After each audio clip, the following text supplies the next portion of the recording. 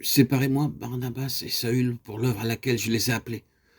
Après donc qu'ils eurent jeûné et prié, leur imposèrent les mains et les firent partir. Eux donc, étant envoyés par le Saint-Esprit, descendirent à Séleucie. Acte 13, 1, 4.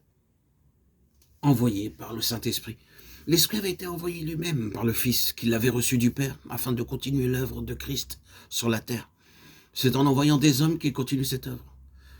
La mission de l'Esprit cherche donc à donner à l'Église un esprit missionnaire.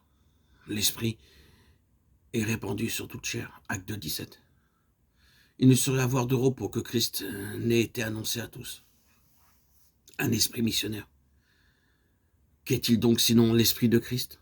La pure flamme de son amour pour les âmes allumant en nous le désir d'abord, puis aussi impatience d'aller où que ce soit et de souffrir toute espèce de privation, pour aller chercher des hautes cimes aux plaines désertes tous ceux qui se perdent.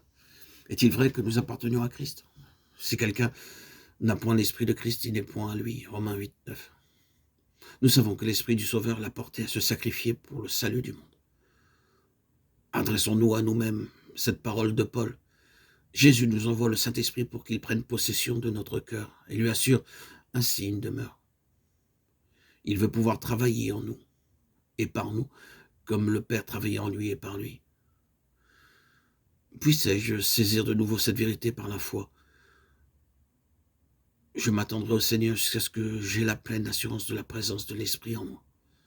Je veux obéir à l'Esprit comme jadis les disciples. Ils voyaient par les yeux de Christ. Ils sentaient par le cœur de Christ. Ils travaillaient par la puissance de Christ, car ils avaient en eux l'Esprit. Et moi aussi, j'ai l'Esprit en moi. Jésus, mon roi, ma vie, mon tout.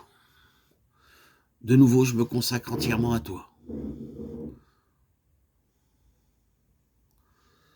Oh Dieu, tu as envoyé ton Fils pour être le sauveur du monde. Tu lui as remis la domination sur toute chair afin qu'il donne la vie éternelle à tous ceux que tu lui as donnés.